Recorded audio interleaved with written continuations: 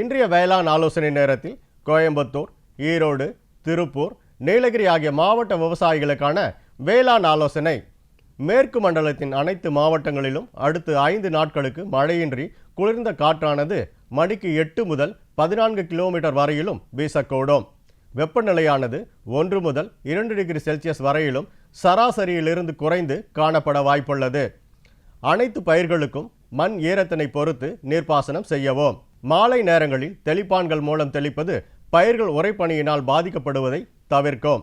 நெல்லில் குலைநோய் வருவதற்கான சாதகமான காலநிலை இருப்பதால் விவசாயிகள் வயலை நன்கு கவனித்து தாக்குதல் தென்பட்டால் முதலாவதாக 1 லிட்டர் தண்ணீருக்கு 1 கிராம் ட்ரைசைக்ளோசோல் என்ற அளவிலும், இரண்டாவதாக முறையாக 1 லிட்டர் தண்ணீருக்கு 1 கிராம் கார்பன்டசிம் என்ற அளவிலும் கலந்து தெளிக்கவும். கொண்டைக்கடலையில் தற்போது நிலவும் சூழ்நிலையால் வாடல் நோய் வர வாய்ப்புள்ளது. இதனை வராமல் தடுக்க சூடோமோனஸ் ஃப்ளோரோசென்ஸ் என்ற உயிர் பூஞ்சானத்தை 1 ஹெக்டேருக்கு 2.5 கிலோ என்ற அளவில் இட வேண்டும். நோய் தாக்கி இருக்கும் இடங்களில் 1% கார்பன்டசிம் கரைசலை தெளித்து கட்டுப்படுத்தலாம்.